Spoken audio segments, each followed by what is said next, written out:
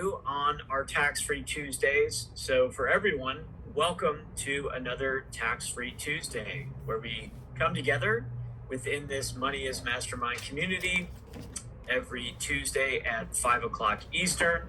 I'm on Eastern time zone, so I always use Eastern time zone. And we generally go for anywhere between an hour and 15 minutes to occasionally we'll go up to 2 hours. Really, I allow you to dictate the time. If you have questions, you ask your questions, and I will answer all the questions that I can for as long as we need to. We don't have a hard stop at the top of the hour. Occasionally, there is another speaker at the top of the hour. There's not today, so we can go as long as you would like. By way of introduction, for those of you that haven't met me, some of you might be on the orientation call later tonight or on Wednesday. John Bowens.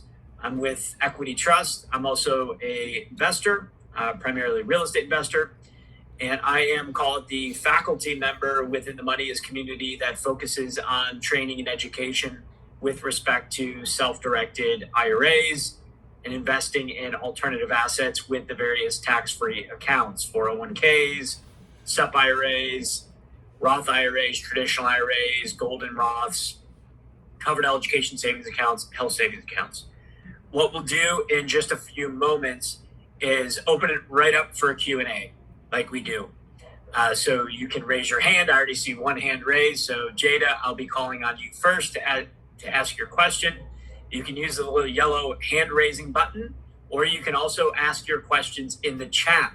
Some people like to ask their questions anonymously. So you can do a private direct message. I will not say your name. I will read the question as long as the question doesn't have your name in it. I will read the question and I will answer that to my best ability. Some Tuesdays, we do have some prepared remarks. So I have some specific items that I will address, whether they're questions from the community or just general questions that are timely and topical for the current events that are occurring. In other instances, we just do straight Q&A. So with that being said, for our new members, anyone out there that's new, brand new, first time to a tax-free Tuesday, say, hey, that's me, or raise your hand, or chat in the box. Okay, welcome. I see Than Vo. She raised her hand. Sandy, welcome. Matthew, welcome. All right, anyone else there? Okay, Anne says she's brand new. Welcome. So happy you've joined the community.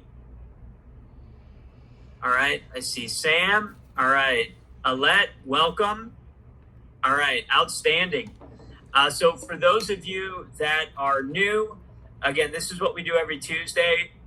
This can be an opportunity to network and get to know other community members as well in advance of the mastermind conventions and functions, which there is one coming up, of course, at the end of this week.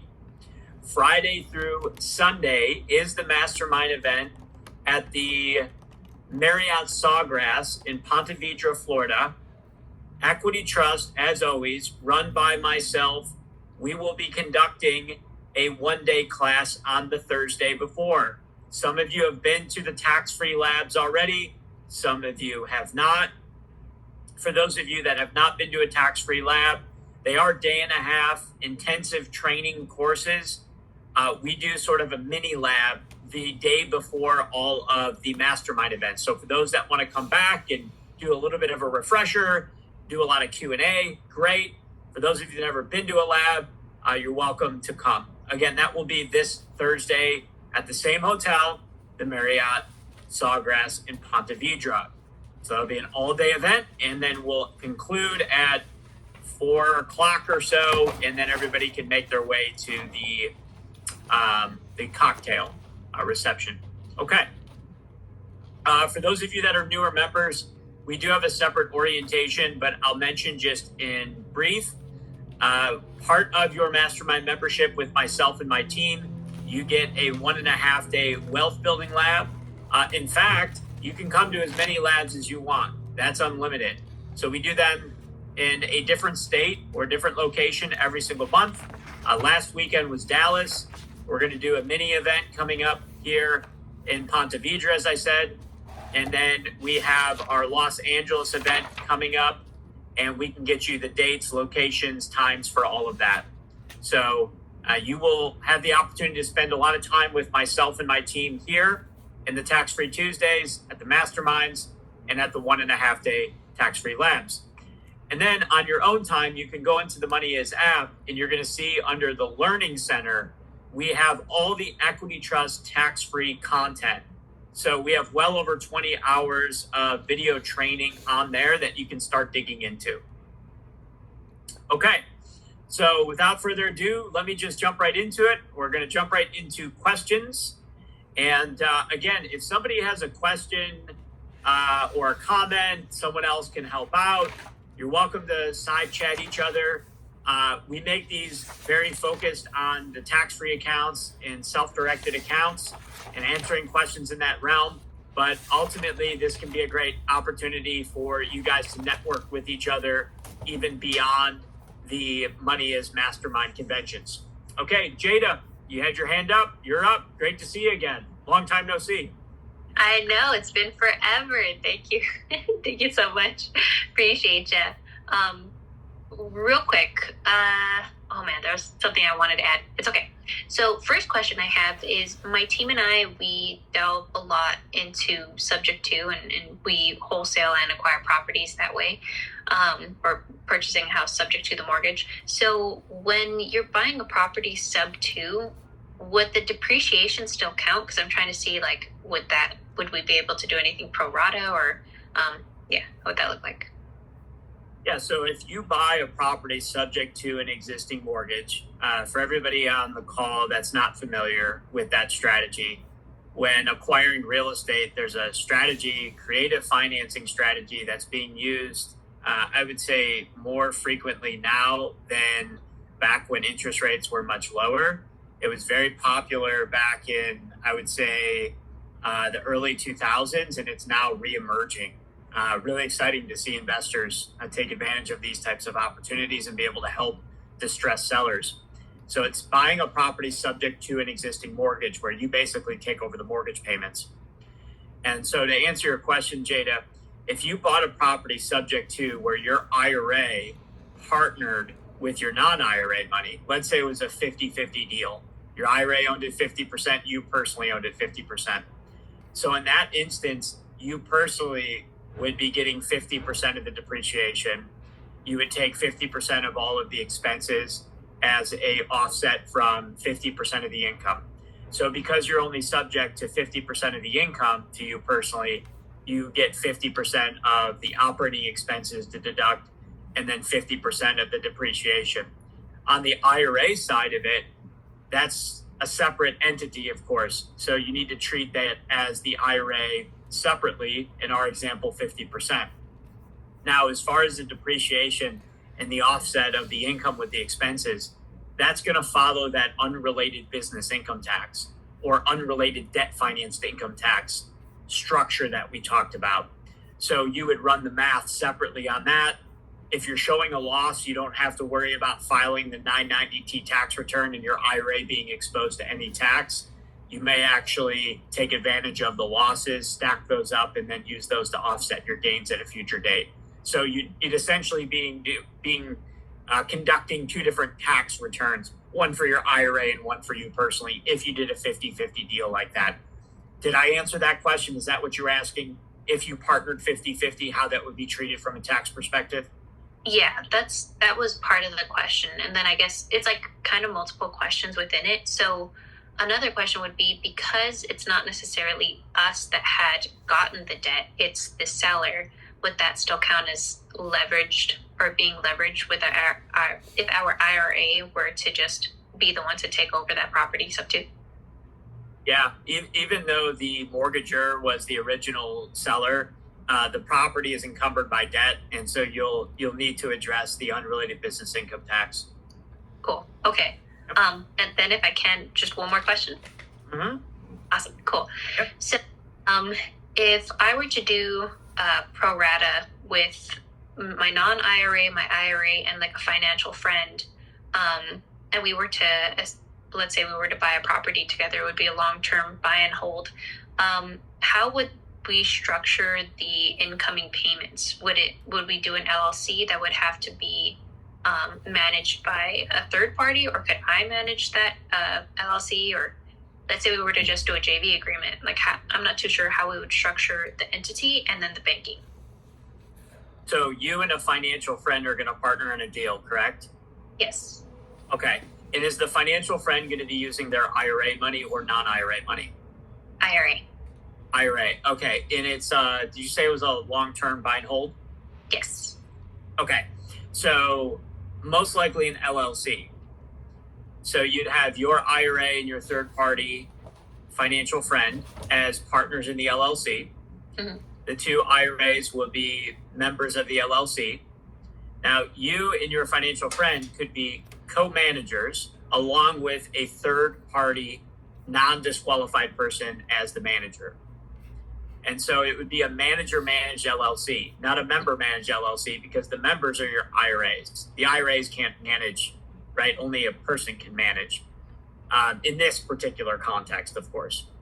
And so it'd be a manager managed LLC. Your IRAs are the members, you are the managers, and then you have a third party non-disqualified person as your third party manager. And then you would open a bank account for that LLC. All of your IRA money would flow to the LLC bank account. And then that LLC would acquire the property. And then from there, all of your rental income would flow back into the LLC bank account, and all of your expenses would be paid for from the LLC bank account. Okay. And is there any way that we can do just a JV agreement instead of an LLC? Yeah, you could. Yeah, if you wanted to just simply do a joint venture agreement, and maybe that even means where you have a disproportionate percentage of the profits going back to your IRA compared to your third party, similar to what we talked about at the event last weekend, 100%. So for example, let's say you're the one finding the opportunity and really overseeing the project, and you bring in a financial friend with their IRA and they fund 90% of the deal and you fund 10% of the deal, but then you negotiate that 30% of the profits are going to go back to your IRA and 70% goes back to their IRA. That would be okay. You simply have a joint venture agreement and you have that in play. So that way you have that agreement between the two parties that shows what percentage goes to who, and when the property is sold, how that will function. And then payments will just flow back into each of your respective IRAs. So you can certainly do it either way, LLC or joint venture agreement. There's obviously trade-offs with both that you'll just want to examine. The LLC, you have some additional asset protection, which makes some people feel, a little more comfortable. You have the ease of expenses being paid and profits going back in with the LLC bank account. Albeit if you're both using IRAs, rental payments can come in and we split those across your two IRAs, being that you both have accounts with us. Expenses, pretty easy to manage. So some trade-offs to think about. With an LLC multi-member, you're going to have a 1065 partnership return. So you have some additional administrative work that goes into that. So obviously I'm kind of purging some pros and cons there for you to think about. But the short answer is you can do either one, either a joint venture or form an LLC. Okay. And would it all be the same if it were to be my IRA and my non-IRA money with the financial friend? So if you used your IRA money, non-IRA money, financial friend, you do have to make sure that your IRA and non-IRA money, those profits and expenses have to flow pro rata to one another. But separate the financial friend, the profits between the financial friend and your accounts as a collective group, that can be disproportionate because that's a non-disqualified person. Perfect. Okay, cool. And then last question with that. So whether we do the LLC or the JV agreement, can I be the one that manages the bank account, or would that have to be a third party? So with the joint venture agreement, who manages the bank account, that's entirely up to you. In theory, you could manage the bank account. That's not a prohibited transaction. You do want to be careful that you're not engaging in a prohibited transaction. Make sure you're not doing any self-dealing. You're not taking any of the money for your own personal use. I got a chance to meet you last weekend, and everything indicates to me that you have that philosophy and mindset of tax-free growth and not taking the money out and using it to buy, shoes and purses and things like that. So you know the rules. You just got to make sure you abide by those prohibited transaction rules, and you can manage the bank account. Okay, perfect. That was all. Thank you so much. I appreciate it. Excellent. Thank you so much, Jada. All right. And then I'm going to flip real quick before I get to our next question, which is Shima has her hand up. So Shima, you're on deck. So Jada brought up some interesting concepts. For those of you that are newer, these are the types of strategies that we talk about: how to partner multiple IRAs together, following pro rata rules, or possibly partnering with non-disqualified persons known as financial friends. For those of you that are brand new, I want you to write down right now, financial friend. Financial friend. There are certain people known as disqualified persons under the tax code 4975 that you can't do overly creative deals with, but that's okay, because there's a lot more financial friends that you can do deals with, and you can actually structure the transaction where you take a disproportionate allocation to the profits. And let me flip to a case study for you so you can actually see this in real time. We showed this example last week at the Dallas Tax-Free Lab, and I'll probably dive into this a little bit more detail this coming up weekend at the Mastermind. Everybody should be able to see my screen. If you can't see my screen, someone just take yourself off mute and yell at me. Those that know me well, that are out there, you feel comfortable yelling at me, okay? We're financial friends, if you will, so I'm okay with you yelling at me. Okay, I think we're good. Nobody yelled at me, so we're good. All right. So here, I have an agreement. This is an agreement. It's not ownership in a property. It's not an LLC. It's just a simple agreement. Here's how the story goes. An investor who I met a few years ago through a financial friend that he has, he's 27 years old. He opened up a self-directed Roth IRA, and he opened up this Roth IRA last year in 2023. Now you're going to learn that the contribution for 2023 to a Roth IRA for somebody that's 27 years old is $6,500. His name is Weston, by the way. So Weston has a Roth IRA with only $6,500 in it. Weston finds a 363-acre ranch, and it's a motivated seller. So it's a motivated seller deal. Finds this opportunity. He needs $1 million for the purchase. He doesn't have $1 million for the 363-acre ranch. He brings this opportunity to a financial friend. The financial friend's name is John. Now, it just so happens that John has an IRA as well. Didn't have to be John's IRA. It could have been John's non-IRA money. The key is that Weston is trying to grow his Roth IRA in a more significant way, even with a small amount of money. Weston finds a deal, brings the deal to the table, brings it to a financial friend. Financial friend buys the property. Financial friend takes title to the property. Separate from that purchase, Weston negotiates with the financial friend to have 9% of the proceeds from the sale of the property to flow back into his Roth IRA, not to exceed $50,000. So you see here in the agreement, this agreement is made effective the 21st day of February 2024. This was a buy and sell type of transaction, sort of like a flip. You could call it a flip, minus there wasn't any rehab that was done. So this was between Equity Trust Company Custodian FBO Weston's Roth IRA and Equity Trust Company Custodian FBO John's IRA. It's just an agreement. And then we have here, the purchase price of the undivided interest is $6,500. So Weston invested $6,500 with his Roth IRA. Upon the future sale of the property, buyer shall be entitled to receive its pro rata share of any sales of such proceeds. The parties agree that the buyer's share of such proceeds shall be capped at $56,500, so $50,000 in profit.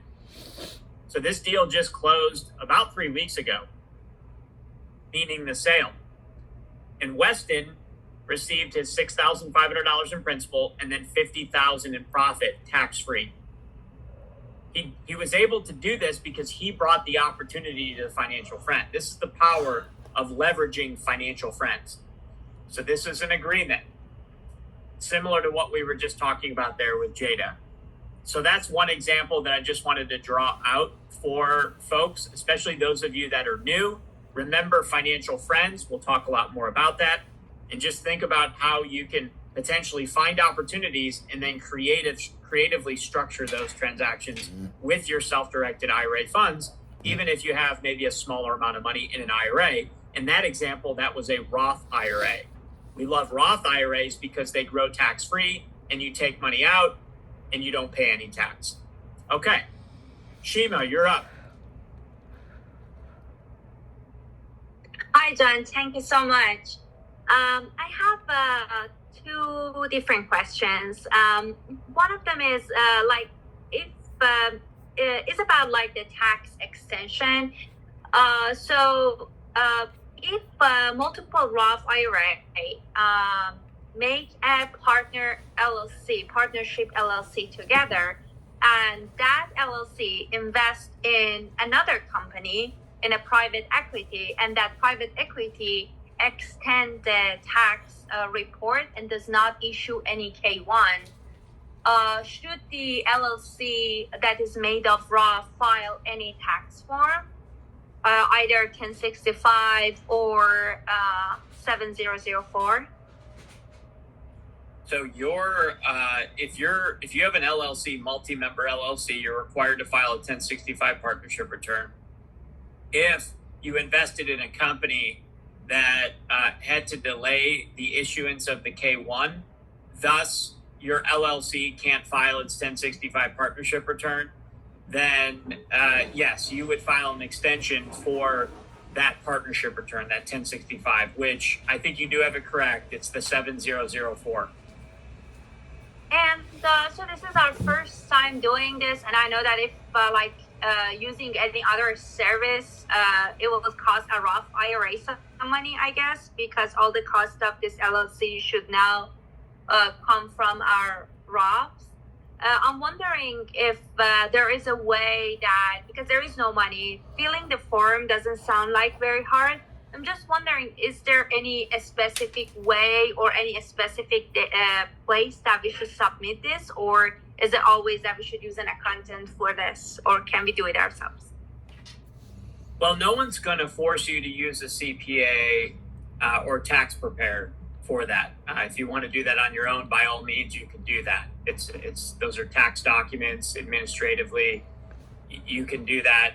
If you need to pay a CPA or a tax preparer for that work, then you are correct in that the LLC should be making that payment, meaning the IRAs have money in the LLC and that LLC makes the payment for the tax preparation. I suppose if there was a worst case scenario, there wasn't any money in the LLC bank account, you needed to pay for the tax prep work. There might be an argument there that you could do that out of pocket. I wouldn't want to encourage one to do that. I'm just speaking in worst case scenario circumstances. Right. But ultimately, if you can complete that on your own, you complete that on your own, or you go to a tax preparer, and you would need to get money into the LLC bank account from the IRAs in order to pay for that. I see. Thank you. And the other question I have is about 401k Roth. Is 401k Roth like the same as Roth IRA in the rules and regulations, or is there any difference? The prohibited transaction rules are all the same. As far as distributions are concerned, they're practically the same. As long as you're 59 and a half or older, you distribute money, you have no taxes or penalties. The 5-year seasoning period on Roths can be different on a 401k compared to a Roth IRA. It's somewhat irrelevant because from our perspective, everyone should have, if they qualify, both a solo 401k Roth or Roth 401k and a Roth IRA. And if you already have a seasoned Roth IRA and you roll over your 401k Roth into that Roth IRA, then your seasoning is good. And remember, the seasoning is 5 years and you have to attain the age of 59 and a half. So folks that are under the age of 55, when you hear 5-year seasoning period, don't get worried or overwhelmed. It doesn't apply to you. The 5-year seasoning period only applies to folks that are 55 or older, never had a Roth IRA and open a Roth IRA. They have to wait 5 years for that account to season before they can start taking tax and penalty-free withdrawals. The good news is in terms of growing the Roth IRA, you can move money in and out for investments as many times as you want. So I'm wondering, like the 401k Roth, like can we make the same type of LLC for investment and partner 401k Roth with the Roth IRA and invest with that LLC, and all the profits would be tax free to both 401k Roth and also Roth IRA. Is my understanding correct? Yes, that is correct. So a Roth IRA and a Roth 401k, if they partner together on a deal, all of the profits would flow back into each of the respective Roths, just like a Roth IRA. A Roth 401k is just under a 401k structure. The contributions go in after tax, the growth is tax-free, and then eventually the distributions are tax-free. And is it subject to UBIT tax for 1K Roth or no? It's like, or the rules different? So unrelated business income tax, we would want to first separate UBIT as it relates to an ongoing trade or business. Whether in an IRA or 401k, UBIT would apply if the circumstances are met. Ongoing trade or business, not paying corporate tax. Now, as it relates to unrelated business income tax, when you buy debt financed real estate, if the IRA buys a house and there's a loan against that property, a non-recourse loan, the IRA would be subject to unrelated business income tax. Now, there might be enough write-offs and depreciation to offset that significantly, but you would have to address it under an IRA. With a solo 401k or just 401k in general, that could be pre-tax or Roth 401k, doesn't make a difference. There is a unrelated business income tax exemption as it relates specifically to debt finance real estate, which in most cases you would meet the qualifications. And under a 401k structure, traditional or Roth side, you can be exempt from unrelated business income tax, again, as it relates to debt finance real estate. Perfect. That was extremely helpful. Thank you so much. You're welcome. Absolutely. Okay, it looks like we are now moving on to Vlad, and then Ronnie, you will be on deck. Go ahead, Vlad. Yeah, quick question. So I have somebody investing in a syndication, right? So we have a portal. It's a syndication portal.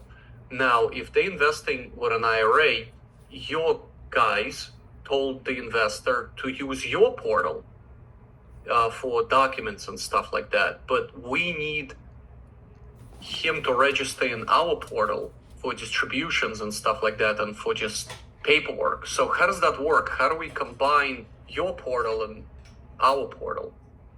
Yeah, so you have you have a sponsor portal of sorts that does deal docs, sub docs. They put on all their information, bank information. Absolutely makes sense. Very common in the real estate syndication world. And so for everyone else out there, what Vlad is talking about is in the apartment building business that he's in. When they go out and work with investors that are investing in their multifamily projects, they're sending their folks through a platform, a system that allows that individual investor to put in, okay, here's who I am that's investing, IRA or non-IRA money, and bank account information and all the other pertinent details to manage that partnership investment in an apartment building. So from an IRA perspective, the way that works is the investor first goes into your portal and fills out their deal docs. That spits out a subscription agreement. Now, the subscription agreement, as you know, Vlad, needs to be in the name of their IRA. Equity Trust Company, Custodian, FBO, their name, IRA. So, of course, you want to make sure you coach them on that so they don't put their name in. They use their Equity Trust IRA's name. They use our tax ID number, which is that 05-0552743. That way, when your accountant or CPA spits out the K-1s every year, that reporting is done to the appropriate EIN. From there, they then take the subscription agreement and they go into our portal. They upload it into our system and fill out what's called a direction of investment form.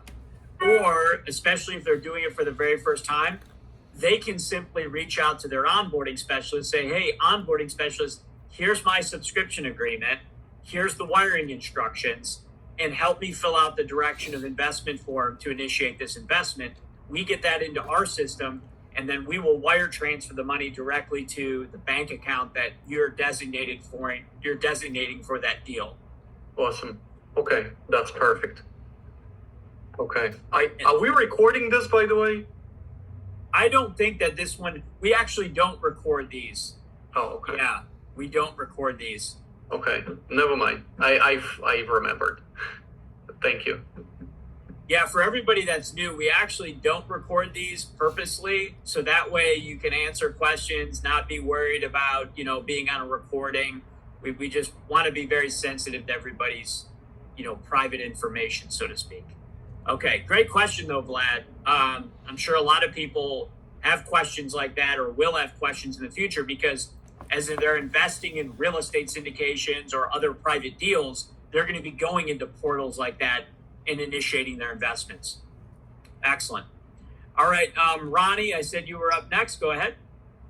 Hi, John. Question that I have, just trying to make sure that I'm not, doing any prohibited transactions. So I have a financial friend who built a house and is now trying to refinance the house. And they've added me, I'm the primary, we're 50-50 on the house. I'm the primary owner of the house, I guess. And so we refinanced it with my name, my personal credit, and so on. But then it's going to be eventually in an LLC where my IRA owns 19% of that LLC. I own 50% and the partner owns 31% or something like that. Is there any kind of prohibited transaction going on because I took out I refinanced it in my name? So that's a property that you personally have ownership interest in. Yes. Okay, so you personally have ownership interest, and then as it relates to the IRA, where would the IRA or retirement plan come into play? Okay, so the IRA, so that's the thing. The IRA has ownership too, I guess, 19%. But for the loan purposes, the IRA is not on the loan document.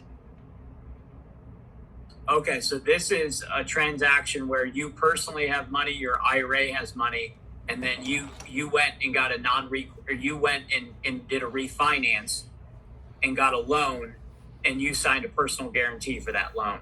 Right. Okay. The IRA is not a mortgagor on the property, is what you're saying? No. Yeah, it's not. Okay. So the property is owned partially by your IRA. You are a disqualified person to your IRA. Correct. I don't want to go as far as it's a blatant prohibited transaction. I can't say whether it's okay or not okay. What I'll say is it's not good. We don't want to do deals like that. It's far too gray to possibly blatantly prohibited. So I'm really shocked that the lender even did that. I'm not sure how that all was able to be pulled together in that fashion. Ultimately, so I think what they're doing is they're taking out the loan first, and then we're gonna close on the property with the IRA, and so on, with the LLC that we created separately. So we haven't closed on the property yet. okay, so you have or you haven't formed an LLC yet? We formed the LLC, but it's not on the loan document. So right now it's just, I don't know, I guess they just said it was me and the financial friend who are taking out the loan for this house. and then I think that's when they're going to bring in the LLC. I'm not even sure. I'm just Okay. scared. Yeah. So what I'll say is, if the financial friend is signing a personal guarantee, Yes. you're going to have to address unrelated business income tax, but that's okay. You can run the numbers on that. You file a 990T. We prepare 990Ts for customers when necessary. So the UBIT issue isn't as big of a concern. The bigger concern would be who's signing the loan documents. What I'm worried for you, Ronnie, is you're going to get to the 11th hour and the lender's going to pull the carpet right underneath your feet. And they're going to say, well, wait a second, what's this IRA in here? Because the lender's going to look at the operating agreement of the LLC. They're going to know who the members are. I'd be shocked if they didn't. So I'm just worried that something, adverse is going to happen at the 11th hour. You have a financial friend in this deal. What would stop you from doing a second lien on the property? That is a second lien mortgage. The dynamics of it are much different, but if you in your IRA personally came in as a lender to the financial friend to acquire the property, in addition to a subordinate loan, now your IRA and you personally are just simply a lender, and you're collecting interest income, and you don't have to worry about unrelated business income tax. You don't have to worry about being on the loan documents. So I think the IRA came in as a part owner of the property, on the property. So I don't even know. Did you acquire this property yet? Have you guys bought this property yet? They built the property. So they built it from, ground up, new construction. And so now they're refinancing the property, I guess, to get the equity out. And so I'm now joining with them to have the 50% ownership in the property. The LLC, the IRA. Well, right now that's how the LLC is structured, the operating agreement, where I have 50%. The IRA my IRA has 19%, and the financial friend has 31% ownership in this LLC. Okay, so this is a builder. This is a builder building a house, and they need capital, and they're coming to you and a financial friend, and they're selling 50% of the equity in the project, and then from there they're getting a loan to finish the build. Yes. It's done. Why do they need it? Why do they need the money? I guess it's to just take out I don't know. Okay. Well, I don't want to let me be careful. I don't want to blow up the deal, and I don't want to speak out of turn, but I always look at it through two lenses. First, I look at it through the lens of, is it a good investment? And I think that's the question that you need to answer first is it a good investment? Why does the builder need the money? And that I think is really, really important, because you want to make sure that you get your money back plus profit. And so the big question is why do they need the money? That would be the first question I would want to examine. How are you going to get your money back? How are you going to profit from the deal? Focus on that first, and then the secondary will be, okay, how do you involve your IRA in the deal? Okay. So are you going to be at the mastermind this coming weekend? No, I don't think I'll make it this time. Oh, okay. All right, well, we'll pause on that. I think we're going to want to talk about that a little bit more. Can you do it with your IRA and your non-IRA money? You can. There are ways you can do that. You just want to make sure that you're not signing the personal guarantee. That's the short answer to your question. But Right. I started to go down a little bit further rabbit hole than maybe I needed to, or you wanted me to. But I just want to, I want to think in the best interest of you. I can't give advice on investments, but anytime I hear something a little bit off, it doesn't always mean it's bad. I question it for the sake Right. of you and everybody. Right. Makes sense. Thank you. No, thank you, Ronnie. All right. I said we were going to Sandy next, right? Yes, Sandy, go ahead. Yes. So I'm new to, so we do have an LLC right now. And that was just set up fairly recently. So I'm new to the self-directed IRA. So just be patient with me if the questions are a little bit green. But Okay. so what are some of the common challenges, compliance challenges when using a self-directed IRA? And I've already heard one based on the question earlier for purchasing, like for example, rental properties or apartment complexes. So from a compliance perspective, one of the lessons that we teach at the labs, and it's in the training as well, at the labs we can get a little bit more use case. We can give more use cases, but you want to be aware of prohibited transactions. With self-directed IRAs, that's the big one from a compliance perspective, prohibited transactions. Because if you do a prohibited transaction, your IRA is distributed. And prohibited transactions work the same, whether it's an IRA, HSA, solo 401k, they all work the same. You first look at who are disqualified persons to your IRA. Disqualified persons would be yourself, your spouse, a parent, a grandparent, a child, a grandchild, anyone up and down the family tree. Businesses that you own and operate are disqualified persons. You can't transact with a disqualified person. Now, what are transactions? Let me give you some examples.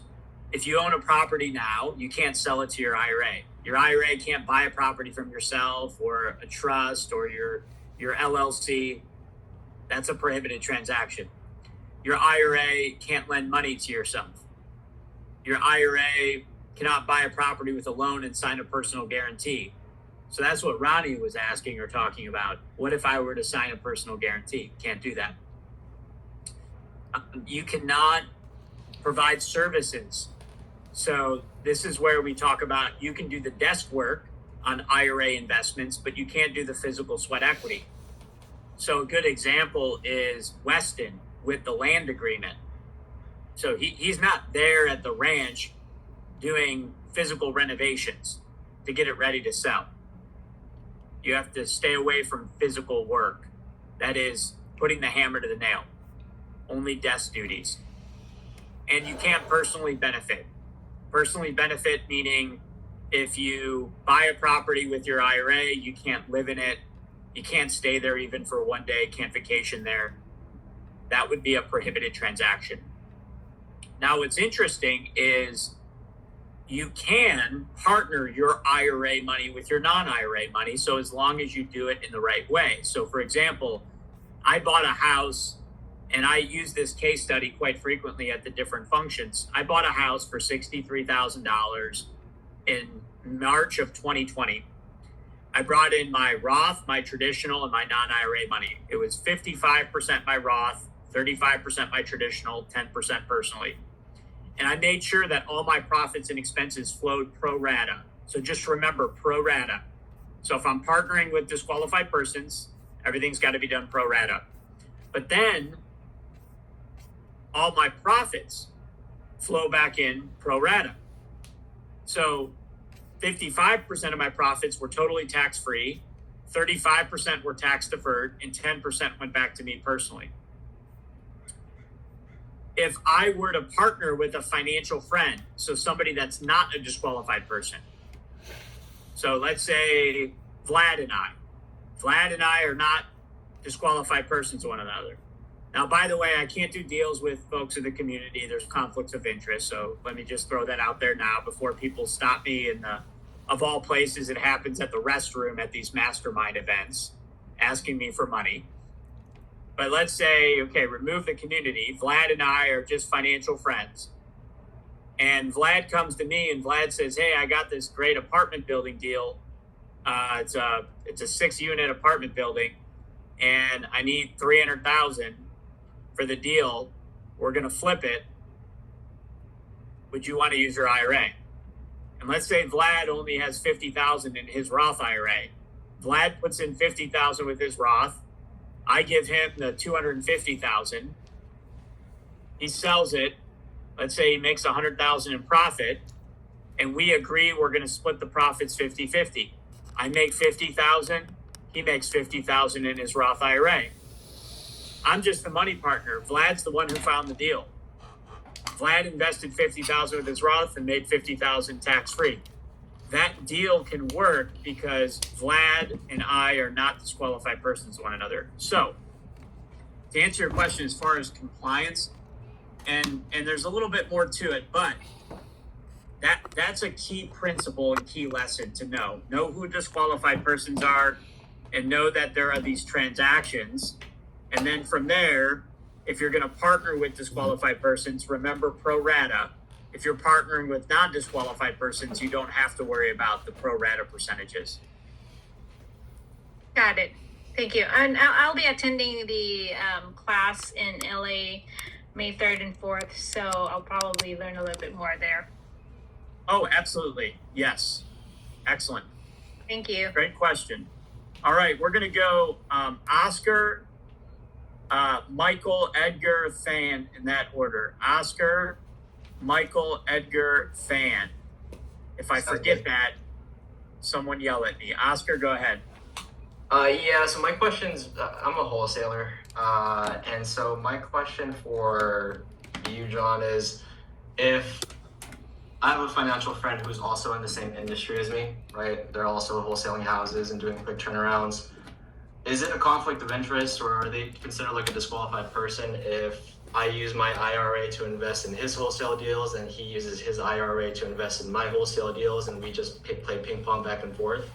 And then on top of that, is it the pro rata discussion that we were just having? It can only be a certain amount, right? So like it can be only 50-50 of the deal, or like a certain percentage. Yeah, so if you have a financial friend that you are doing wholesale deals with, there are ways in which you can transact together. Now, this is where we get into the substance of the prohibited transaction rules, which requires much, much deeper analysis, more than what we could go through on a call like this. What I will tell you is if you are partnered with someone, 50-50 partners, you're a 50% partner, they're a 50% partner, and you are considered a manager within that partnership, any other individual that's a partner and a manager, and that could mean that they're not listed as a manager on like an operating agreement, but that's what they're doing. If they have a 10% or greater ownership interest in that entity, that person can become a disqualified person to you. It is very deep in the Internal Revenue Code 4975. It's not widely discussed, but it could potentially come up. Not saying it has or will, but it could potentially come up. So I don't want to lead people down the wrong path. That said, if you said something there, ping pong. You do a wholesale deal with your IRA with this person, then they use their IRA to do a wholesale deal, then you go back and do another one. That might look a little suspicious. Optics. Remember the optics of this. We can't always speak in black and white with these prohibited transaction rules because there's gray. There's many shades of gray. And you have to decide which shades of those gray you want to play in. I would not do deals like that. I would maybe do a wholesale deal, they do a wholesale deal, and then you go out and you find other people and do some deals with. I always like to use the adage, pigs get fat, hogs get slaughtered, right? Let's be a pig, let's not be a hog. That's the way I look at it. And so, you would do maybe a deal or two, and then maybe you do some private money loan deals. Jada and I were talking this past weekend at the Wealth Building Lab, the tax-free lab in Dallas, and she was talking about funding earnest money deposits. And that's interesting and seems to be an emerging a real estate investment opportunity where wholesalers don't have the $2,000 or $5,000 for an earnest money deposit. Well, why couldn't an IRA investor be a private money lender and loan that wholesaler $3,000 to $5,000? And my understanding is you could charge anywhere between 25 to 50% of the amount as a return. And so that could be papered as an agreement, that could be papered as a promissory note. I would leave that up to you and how you want to paper that, but you could do that with your IRA. You want to be careful. You don't want to do too many of those in 1 year, but you do a couple of those, maybe you do a couple wholesale deals like you're talking about, Oscar. Now you're growing your Roth IRA in a nice, steady fashion, tax-free.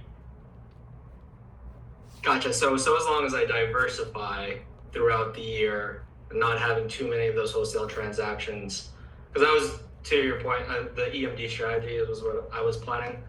But if I do that with like multiple different wholesalers, it still looks funky, right? Versus just doing it with one individual wholesaler. So in this case, lending out money to some people through a promissory note, probably investing in other businesses or anything else outside of real estate would help my case in that manner.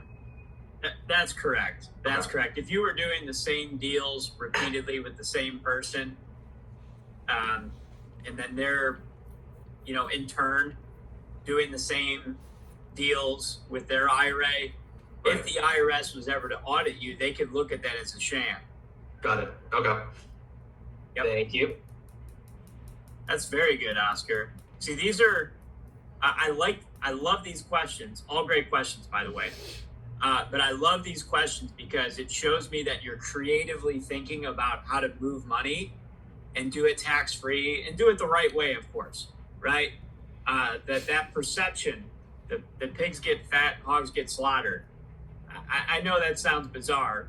I also like to say that some of you have gotten to know me. I have a 90-pound American bully at home, and we call her the pig. So she is turning into a hog, unfortunately. We're not going to go to slaughter mode, right? Bad picture there. But we're going to try to keep it as a pig. All right. Did I say we were going to Michael next? I think we did. Yeah, Michael, go ahead. Since you talked about your dog, I thought I'd put her in my background. I see her, yeah. Yeah, Nice. so he was at the Money Is this previous couple days ago. So she came with, she's my service animal. I am a real estate broker and a wholesale mortgage broker, commercial as well. And so a lot of these things are making me think that I need to go back to some of these lenders because they will, under DSCR loans, the Airbnb loans, they will close in an LLC, but they do require, a lot of them require that personal guarantee. So I got to find one that doesn't require that if it's going to be funds that are from you guys for the benefit of, whoever, if that would suffice in those cases. So that's usually because they're looking for that personal guarantee because they're not looking for any tax returns or no income, no assets, that kind of stuff with those kind of loans and stuff. So I'm like learning a lot to see if there is somebody out there that would do that. But I think what you were saying earlier with the lady that was looking to purchase that builder, and the reason I think builders do it, because I'm actually starting to build as well, would do that is because they want to redeploy that capital to build another property and such. So they're trying to kind of like circling those funds. If she comes in after they've refinanced, and then the Roth IRA then purchases it as a second from that individual, there's no conflict there, right? So if her IRA came in after the refinance on a second lien mortgage, that's what you're saying? Yeah, and you kind of alluded to that. I think that's kind of like structured, I think. Yeah, from an IRA perspective, the IRA is a lender, and now interest income is flowing back into the IRA. And interest income is exempt from unrelated business income tax. With her IRA involved in the deal is going to trigger UBIT, and then she's got to worry about if for some reason she's on the loan. Now, a second lien mortgage is different than a first lien, and assuming that the primary lender doesn't have any covenants that can call the loan due if there's a second mortgage on the property, I've heard of it happening in a few instances with new builds.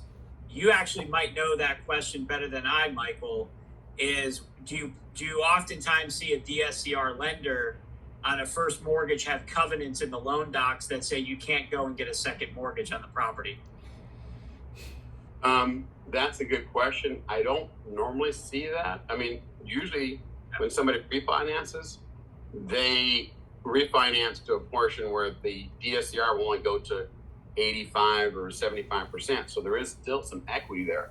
So if somebody's willing to lend on that, and they're in second position, I do not see that as a problem, but I would have to ask the lender specifically. I do not see that as an issue from what I know personally, but I'd have to check. Like you said, that might be a lender specific situation.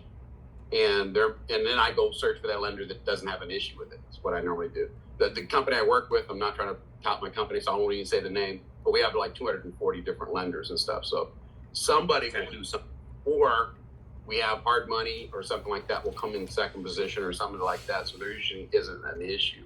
It's just they, how much of a risk do they want to take, and to what loan to value kind of thing. So Excellent. But I'm a lot in this and stuff, and I've been in the business for almost 30 freaking years, but now we're involving, different aspect with the Roth IRAs and that such. And so Excellent. I've learned a lot here, and I'm also a syndicator. So Vlad asked a question that I wasn't even thinking about, but answered a question that I didn't even know I had.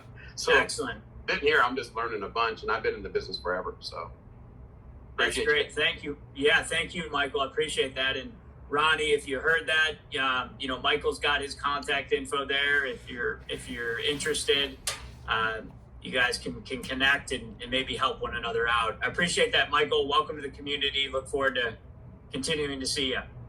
Yep, appreciate it. Thanks. All right, we're on to Edgar. Great to see you again, and then we'll go over to Than. Edgar, go ahead. Hey, John, good to see you. Thanks for taking my question.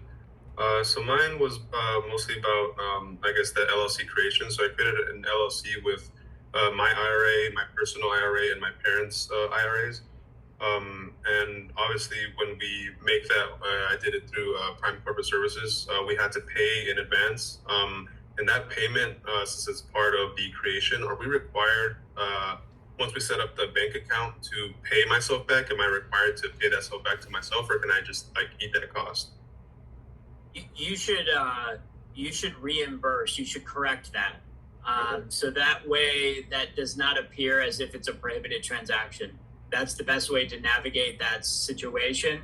It's not ideal, but we don't live in a perfect world. So, we document and correct that particular transaction. You're not walking away with stuffing more money into your IRA.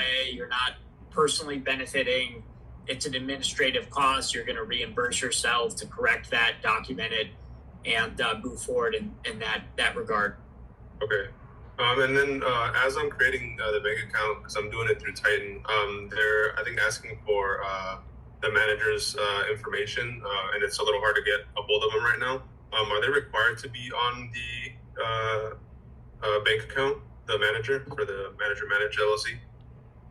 Well, not necessarily required. However, from a bank perspective, it would not be unusual for a bank if there is a manager listed within that operating agreement, a third party, which is what you need, for the bank to need to have that third party's information. And that's because banks and financial institutions are required under regulatory requirements to know their clients. It's called KYC, Know Your Client, or CIP, Customer Identification Program.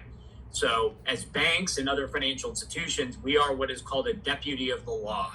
So we have to, under regulatory guidelines, have to have certain monitoring things in place to prevent money laundering, drug trafficking, human trafficking, the funding of terrorist operations. We are deputies of the law, as they say.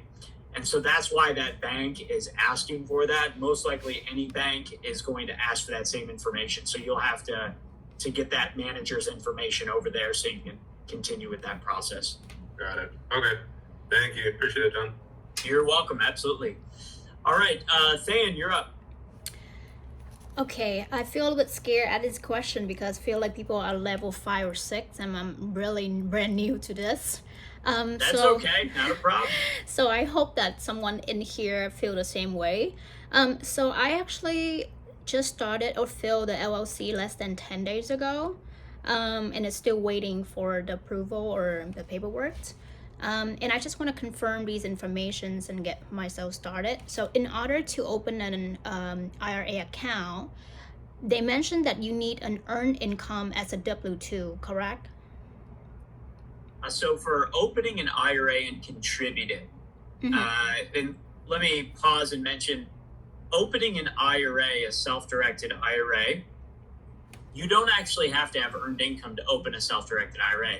So for example, I work with plenty of retirees or folks that, maybe they're moving into creating their own business and they don't have any earned income right now, but they have 401ks, IRAs, other retirement accounts elsewhere. And so what they're doing is simply opening up a self-directed IRA and then moving their old 401k or IRA into a self-directed IRA. That's fine. You don't have to have earned income to open up a self-directed IRA. You just have to have money from an IRA or 401k to move into that account. Now, if you want to open and make a contribution to an IRA, you do have to have earned income. So how do you define earned income? Earned income would be income that you're paying income taxes on, and then also what we call payroll tax. So Medicare and Social Security. For self-employed individuals, that's often just referred to as self-employment tax, Medicare and Social Security. So that's the price to pay, so to speak, to get in the game of making a contribution. You could also look at it through the lens of what is not active earned income. Well, that would be passive income. Passive income would be income from interest income, rental income. So passive income, rental income, capital gains, dividend income, if all you have is stocks and traditional market investments. So that would all be passive income. You're not paying Medicare and Social Security tax on that income. Therefore, you can't use that income to make a contribution to an IRA. Okay. Yeah, I do not have any regular or traditional IRA because I didn't work for 2 years. And I don't have income for those. So technically, that might be a tough situation because only like 1099 here and there for passive income. You said 1099 only passive, or 1099 where you're providing services for that 1099 income that you're receiving? Well, I collect money from like YouTube and content creations and also a referral affiliate links. And those money actually come from, but I don't think it's like a lot. So I don't think it's technical, like I'm not sure. But those are the income from that. Okay, so we start to venture a little bit into tax CPA world. I can only go so far with that. There are resources that you can tap into within the Money Is community to help you with that. Okay. Here's what I'll tell you in short. To me, it sounds like you are doing work. You are providing services. It's not investment income. It's services income. You're providing services, therefore you have income that would support contributions and should be classified as earned income. Now, it may not be being reported the way it needs to be right now, but that's okay, right? You're going to work through that process. What some business owners or what some entrepreneurs will do is, which isn't necessarily right, is they have income and then they have all of these losses, and so they don't show any self-employment income, which is tough to do, but it can be done, and in some cases just not even properly done, which is a whole nother situation. But most likely you have income that which would support being considered and classified as earned income. Therefore, you can use that in order to make contributions to an IRA. So something that you'll need to work through a little bit more with a CPA.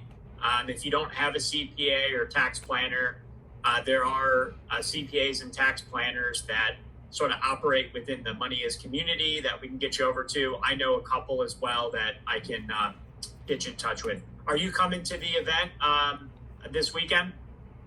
No, but I'm coming to the one in LA, tax-free investor lab. Okay, very good.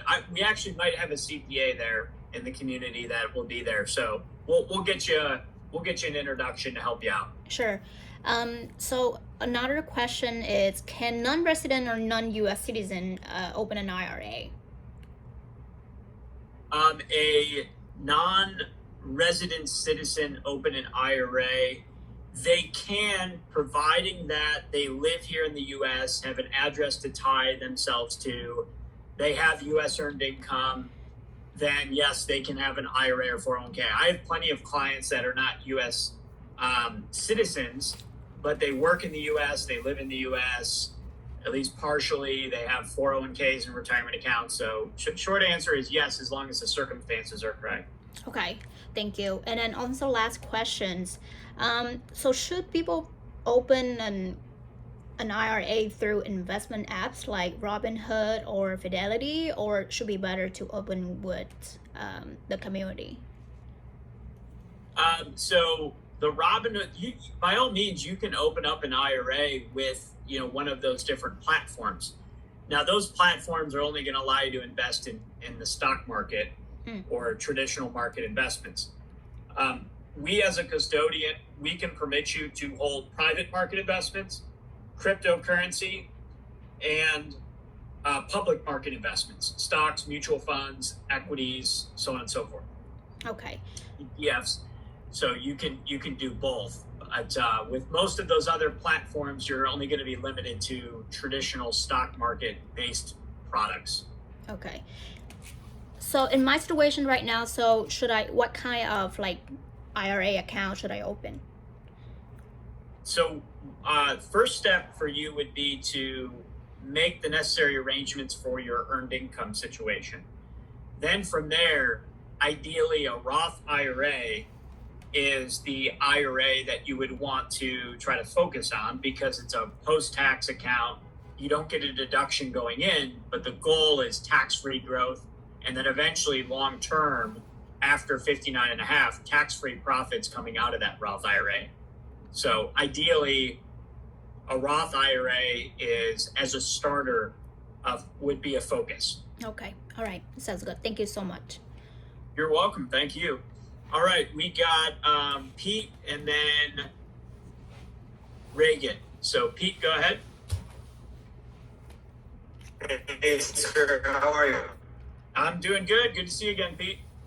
Good. Yeah, Oh, Pete, you're breaking up. Oh, let me go outside. Okay. Do you recommend doing cost segregation on your rental properties? Cost segregation on rental properties. So for those of you that aren't familiar with the cost segregation study, this is for real estate. And primarily I see this done on multifamily. It could be single family, but generally it's multifamily. The way income and expenses and write-offs work with real estate outside of an IRA, but could be with an IRA if you have debt on the property because you have unrelated business income tax. But generally the way it works is that you have properties owned, let's say, outside of an IRA, and let's just say a single property.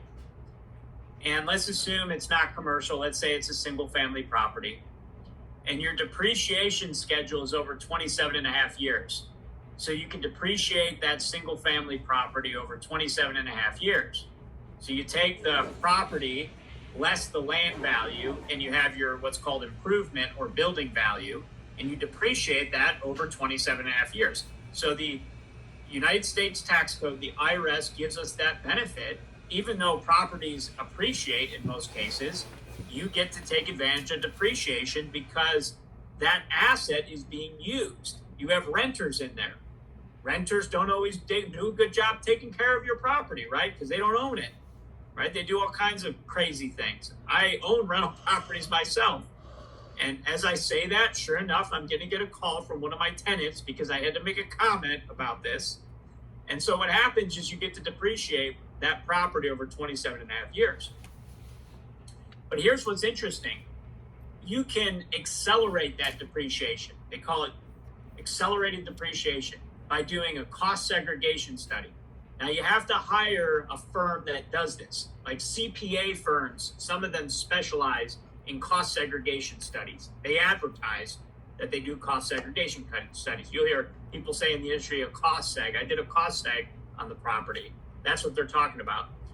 What a cost segregation study is, and I learned this in real estate school a long time ago, take the property, flip it upside down and shake it, and everything that falls out is assets that you can actually, potentially, not always, but accelerate the depreciation on. For example, the furnace, the hot water tank, the outlets, lights, you can depreciate the different components within that property at an accelerated schedule. It could be 3, 5, there's different schedules depending on what you're depreciating. But what that allows you to do is it allows you to depreciation, whereas instead of maybe only having $3,000 in depreciation deductions, you can get $10,000 or $15,000 or more in depreciation. And then in multifamily real estate, it's bonus depreciation where you could potentially take that all 1 year. Now that's going to sunset at a certain point here in the near future, but there's some really interesting advantages with depreciation with those cost segregation studies. Now to get to your question, Pete, which is a good one, is should I do a cost segregation study? Well, I don't see it done a lot on single family properties.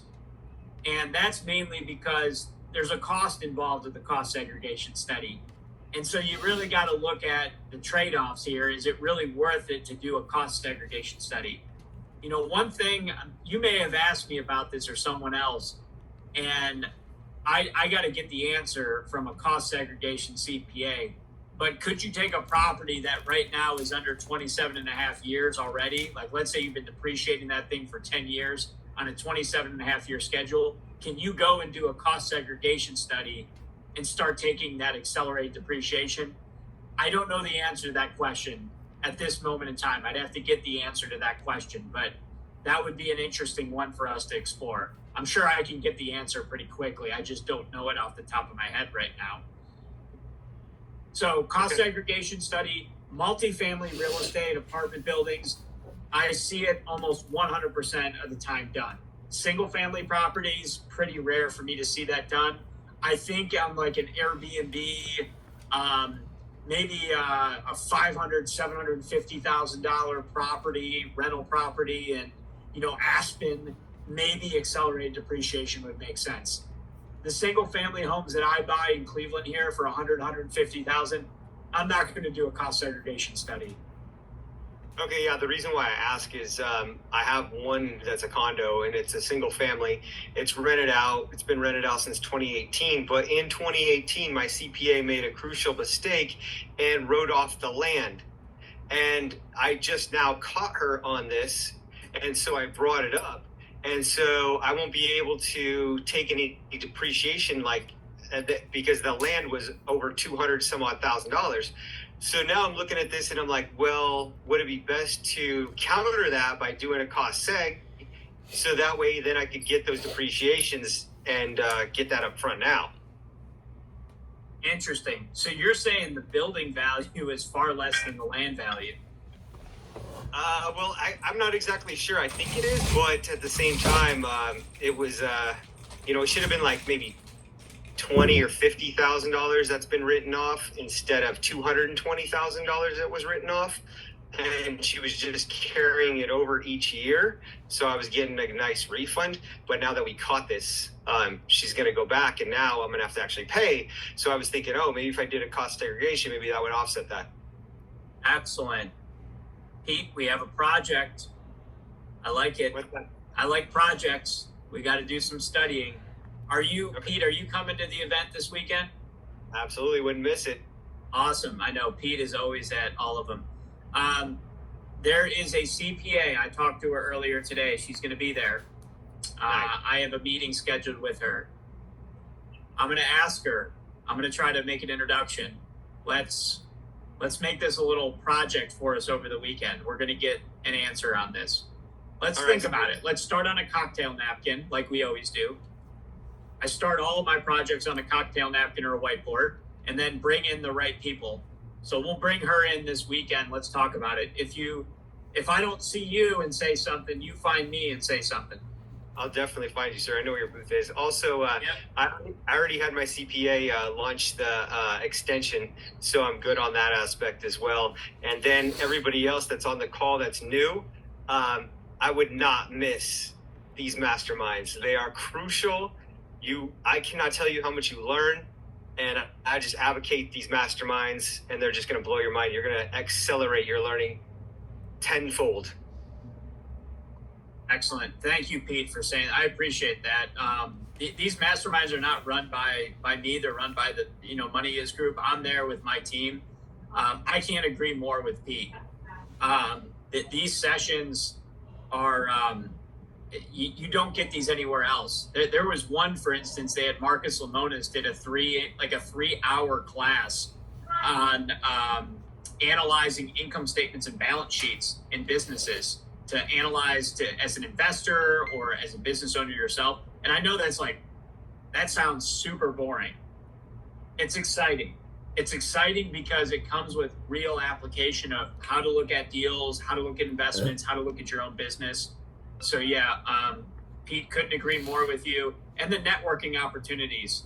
This is where you learn from other people. We grab each other and huddle up and talk about things. So if you got to get to the masterminds. Thank you, Pete. Anything else? Hey, John, can I add something quick to this? Invest in yourself. That's all I would say is invest in yourself, and flying out there, hotel, everything else, that's an investment in you, not a waste of money. Awesome. Thank you, Pete. Vlad, did you have something too? Go ahead. Yeah, so about CoreSeg, it's completely free. If you go to a CoreSeg company, they can do a preliminary study and see if it's worth it. It's completely, totally free. And then they tell you, hey, listen, it's worth it. This is how much you'll save approximately. Would you like to do it? Yes, then you go and you pay. But the preliminary study, it's completely free. So I asked. Okay. Vlad, do you know the answer to that question? Could you, I know you're in the multifamily business, maybe not so much single family, but could you take, let's say, a multifamily dwelling or multifamily property and not have under cost segregation, accelerated depreciation, and then go back and essentially do that cost segregation study? You can. You can, yeah. You know what we've done? When we closed on the property 2 years ago, because it was 100% bonus depreciation, now it's 60 because it's kind of phasing out. When we purchased it, right, we closed on it and we did CoreSeg a year later and still got 100% bonus. So you can go back and you can definitely do it. Yeah, reach out to a lot of CoreSeg companies. If you want, just reach out to me and I'll connect you. Can you drop Don number in Jasser? Or DM? Can you DM? Okay. And I got a company and they're charging about $3,500, but I think they would do it just the preliminary before. Hey, John, that very question that Pete asked, I asked of one of the top seg people, Jonah Weiss. You can probably Google him and find him. Like everything John said is on point about it usually being done with multifamily and such. And I asked that exact question that you asked of him, and Vlad kind of like second what I was told. You can do it, and then John proposed that, well, can you do it like 10 years down the road? And Jonah told me that you should do it sooner rather than later, but you didn't put you can't do it beyond a certain date. So it depends on you're saying this is only like a few years, so you're still within that window of not being like way the hell down the road. But, yeah, we use Yona. Yona is a great guy. Yeah, reach out to him. He's all over LinkedIn. But I put Mark Gross, also a really great guy from CSSI. He does CoreSeg services. So reach out to him. Just tell him Vlad sent you. He'll take care of you. Do I Yeah, just he- Google that? Cool. Do I just Google search those names then? Yeah, I think I'll put it in the chat too. He is a good guy. Okay. Oh, no, you can get both of them to maybe look at and give you what their both opinions are. It's better to have two opinions versus one, so you never know. Shop Yeah. around. Shop around. Excellent. Great stuff. Great dialogue, guys. This is what we do on these calls. This is great stuff. Fantastic. Thank you, Vlad, Michael, Pete. Always come with great questions. Great dialogue. All right, let's go over to Reagan, and then Anne, and then Nina. Michael, I'll come back to you if you had another question. But hey, how's it going? Good to see you. How's it Go going? ahead. Yeah, I appreciate it. Yeah, you helped me on the questions there, and it kind of relates to the similar. So I'm a land developer. If there's land I already own, I'm assuming I can't put it into a Roth because then that would be self-dealing. Is that correct? That's correct. Any land that you currently own, you wouldn't be able to get it into a Roth, as that would be self-dealing. Okay, and then same thing, like my dad has had land and just held on to it. I wouldn't be able to buy it from him in a Roth because then it would just be prohibited. Say that one more time. So for land that like my dad has owned, but if I were to buy it and develop it, that would be a prohibited transaction if it went to my Roth. Yes, that's correct. Any property that your father owned, any parent owned, in an entity, a trust, irrevocable, revocable trust, so estate planning trust, if you will, any combination thereof, your IRA would not be able to get involved with that property. Okay, and then so if it's not a Roth, say I were buying land from my dad, would I be able to put that into a Roth structure? If the Roth structure ultimately has my development company underneath it, would I be able to buy it with that company? Most likely, no. Although the Roth structure can be to a degree a prohibited transaction-free zone, you still have to be cognizant of a transaction between the plan and a disqualified person, which is what would be occurring in that instance. I would still deem that a prohibited transaction. Of course, there's always an off chance that, a really good tax attorney could devise a mechanism. So I don't want to say like total wind out of the sail, but I certainly don't want to lead you down the thought process that you could do that. I'm going to lean much towards it's a prohibited transaction and you'd want to stay away from it. So pretty much just have to buy it correctly the first time, and then outside of that, it's off the table. That's right. Yep. Okay, and so like for buying the next piece of land, would it be? I wouldn't be able to put it in my Roth. It would just go straight to the development company underneath the ROPS. There would be no point or I wouldn't be able to do a Roth to my ROPS essentially. So a Roth IRA can't be moved into the ROBS 401k Roth side. So you would have to have money in a 401k or pre-tax account, move it into the 401k. The 401k owns a corporation, which creates the ROBS. And then you have that money in the Roth bucket of the 401k. So you do one of those in-plan conversions where you convert from pre-tax to Roth. Now you have it in that Roth side of that 401k. The 401k owns the corporation, and the corporation goes and conducts that business. So yes, I could buy the land from the Roth, and then it would be an in-plan conversion, and the land would transfer to the 401k. That's the ROPS. But this is a new piece of land you're talking about, right? Correct. Right. So you would have to set up that whole structure first. So you'd have to set up the 401k. You would have the corporation. The 401k buys up to 98% of the corporation. Then the corporation buys the land and conducts the transaction. Okay. If land is owned, I guess it's similar to a house. If it were like a rental property, if land is owned by a Roth, every transaction has to come out of that Roth. So if it's just raw land and you have mowing or like the insurance, taxes, just the overhead expenses, all of those have to come out directly from the Roth. Right. If your Roth IRA owns a piece of land and you have insurance, any type of, any work that goes into that property, maintenance, you're correct. That has to be paid for from the IRA. Okay, so it's just basically setting up a bank account to write checks out of the Roth then. Okay.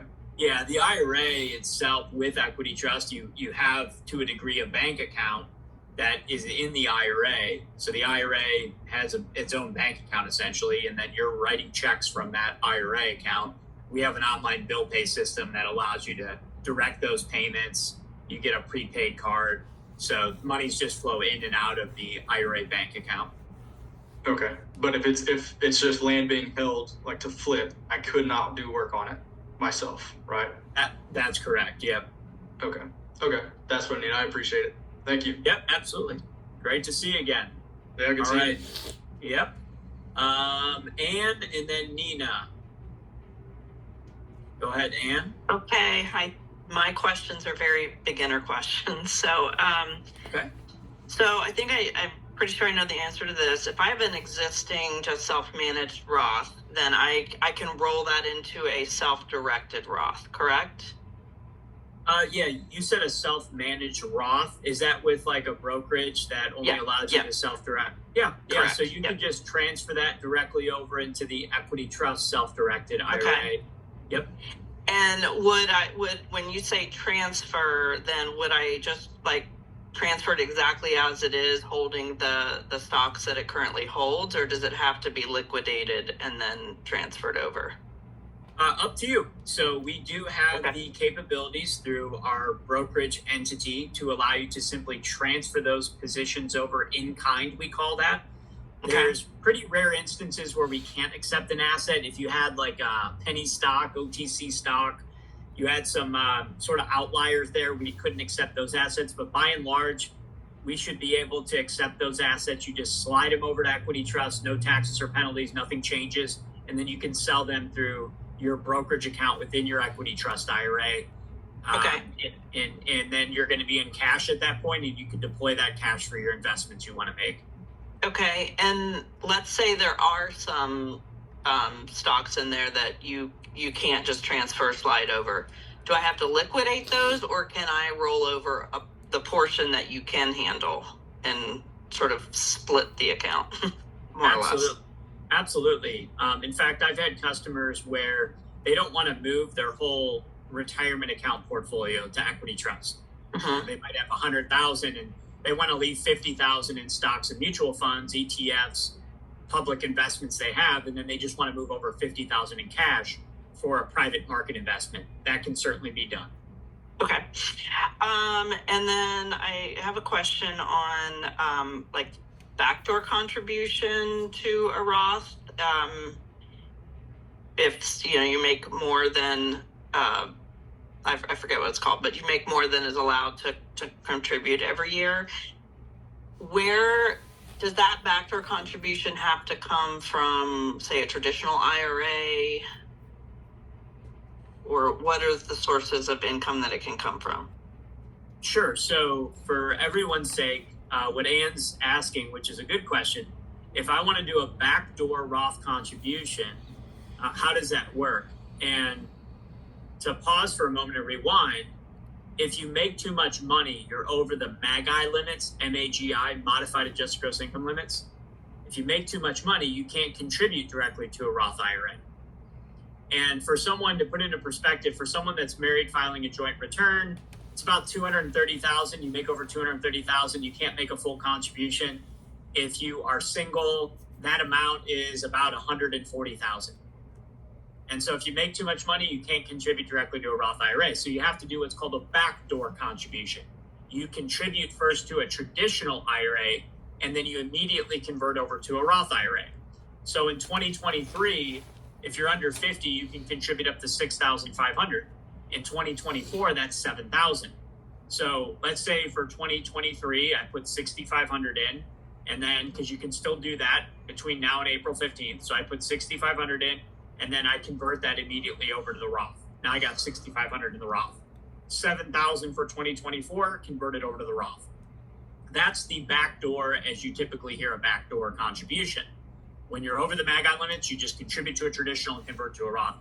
Now, if you qualify for like a SEP IRA, Simplified Employee Pension IRA, So as a self-employed individual, you could potentially contribute up to $66,000 into a SEP IRA. For this year, 2024, it's $69,000. Theory, if you're using a SEP IRA, you could contribute there and then immediately convert that over to the Roth. If you have pre-tax money from like an old 401k or other traditional IRA, you can also convert whatever amount you want from those accounts directly into a Roth. You can convert all of your money pre-tax to post-tax Roth, or just convert a portion of it. That's entirely up to you. Okay. So I could convert it from a 401k versus from an IRA. Yeah, is it Also- a previous employer 401k? Yes, Okay. You haven't rolled that over to an IRA yet? I have not. Okay. So you're going to roll that 401k over into a traditional IRA first. Okay, Am I correct in saying that all that money is pre-tax? You don't have any Roth money in there? correct. Yeah. Okay. So step one for you is going to be roll that entire account over into a traditional IRA. And then from there, you can convert a portion or all of it into a Roth IRA. Now, if it's a larger sum of money, and I'm not going to ask you to divulge that on an open call, but if it's a larger sum of money, if you converted that to a Roth IRA, that would be a rather large tax consequence. You might want to write down and think about converting in stages, Right. So convert some in year one, some in year two, and spread that out over multiple years. Right. And one or two more questions. So let's hypothetically say I'm 59 and a half and I do that.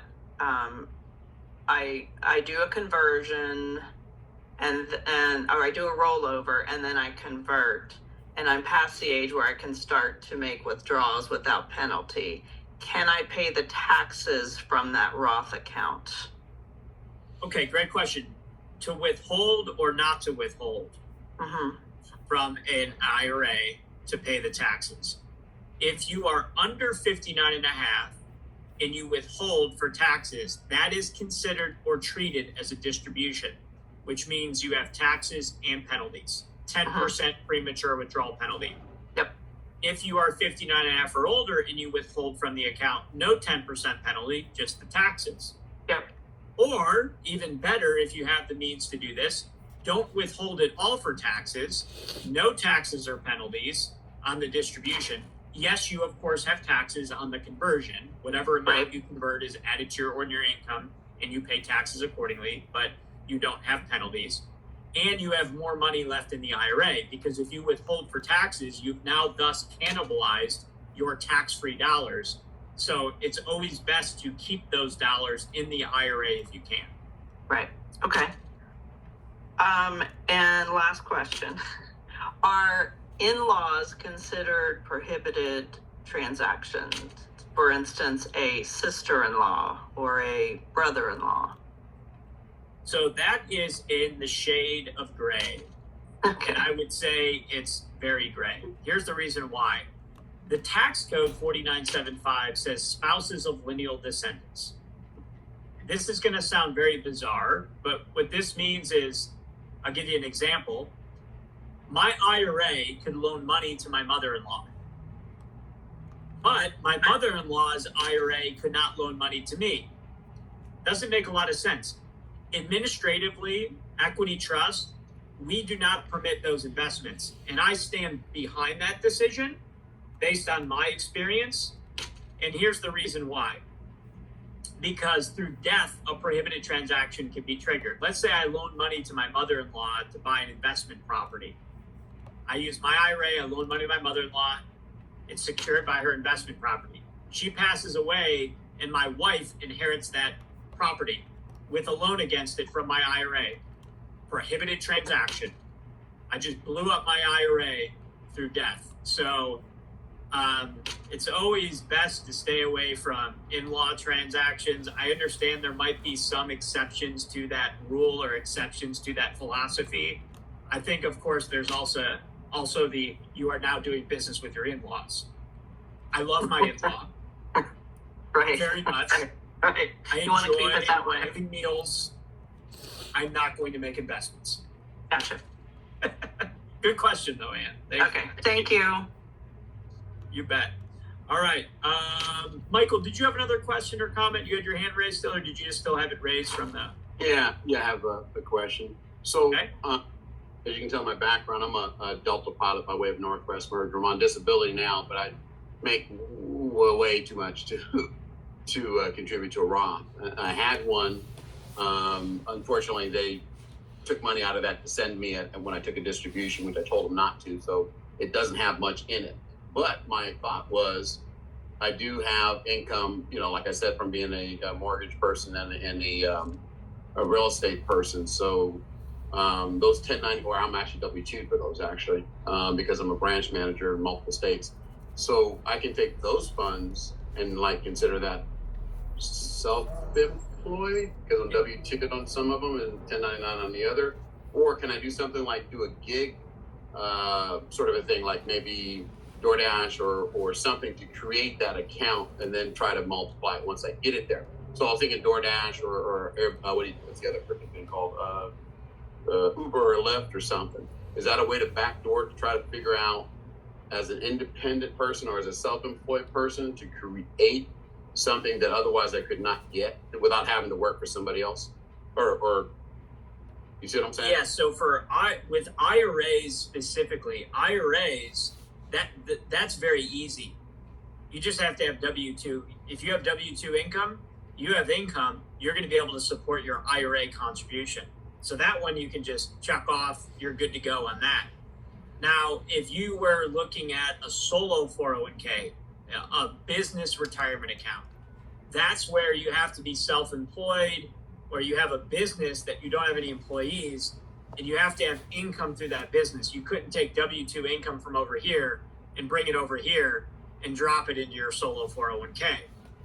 But if you you had 1099 income and that was income that you were reporting as earned income, then that could support a contribution to a solo 401k, which, as we have learned in the past, solo 401ks have higher contribution limits. So that would be a way in which you can get more money into a retirement account in 1 year.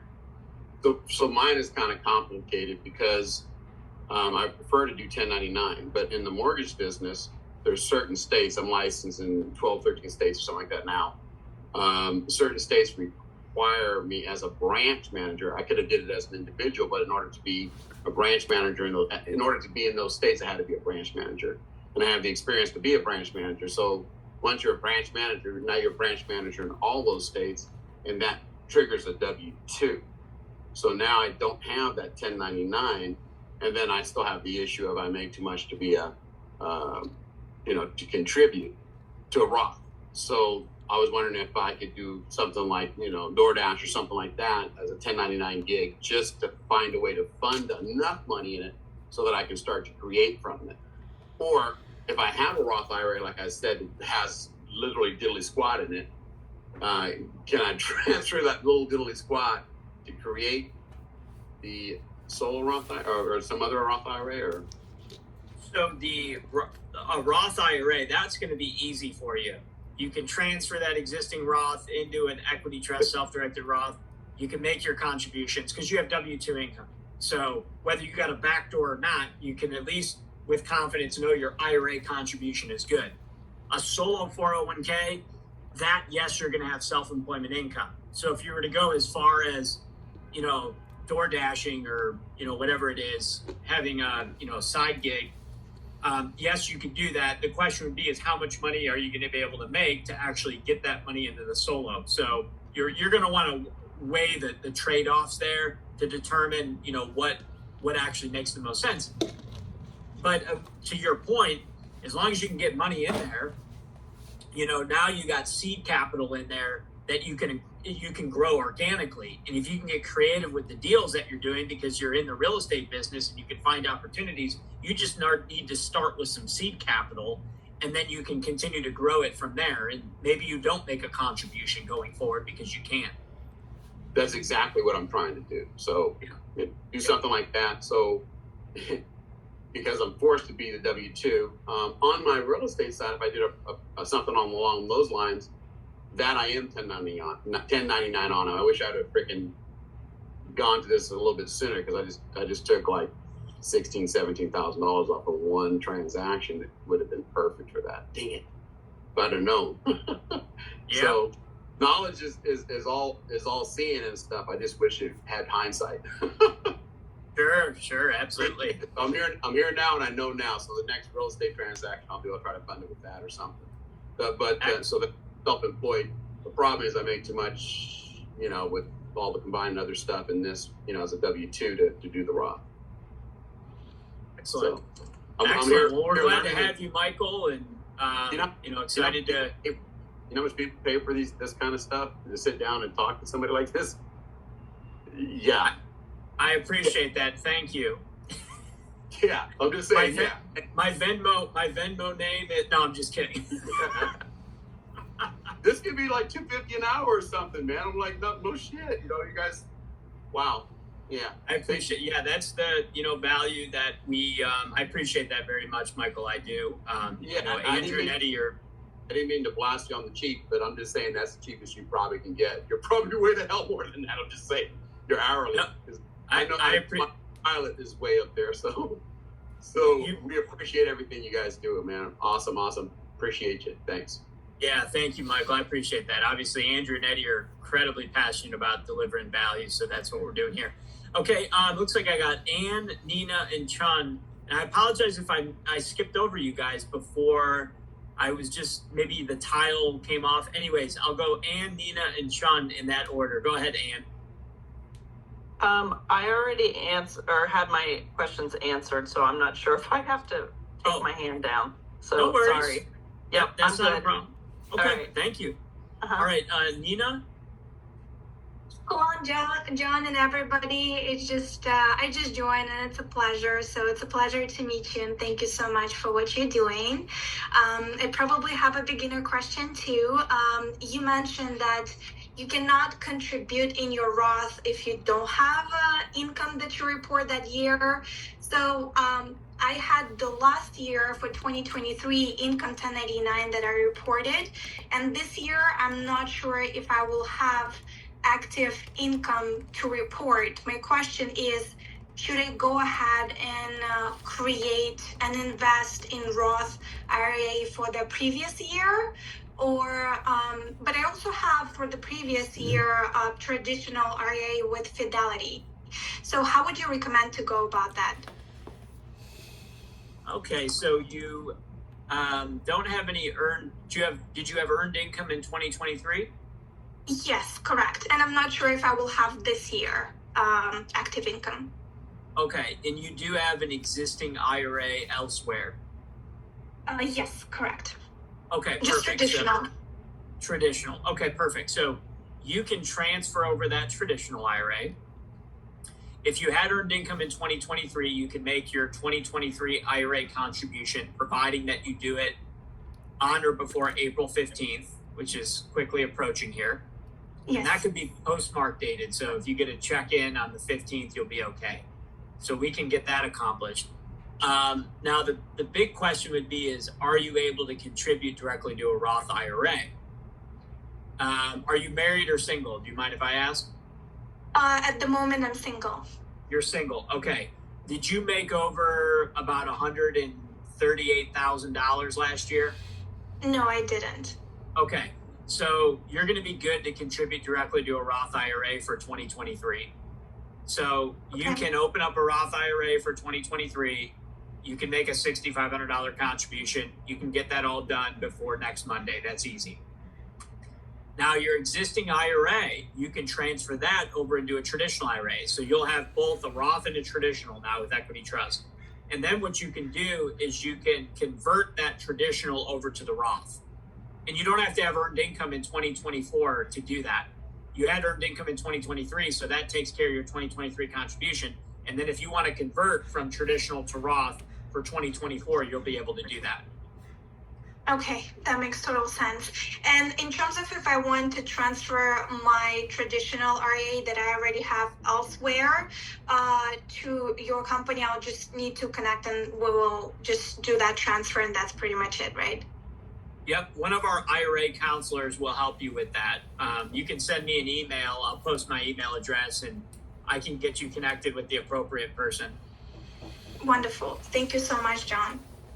You're welcome. All right, and Chun, you're next.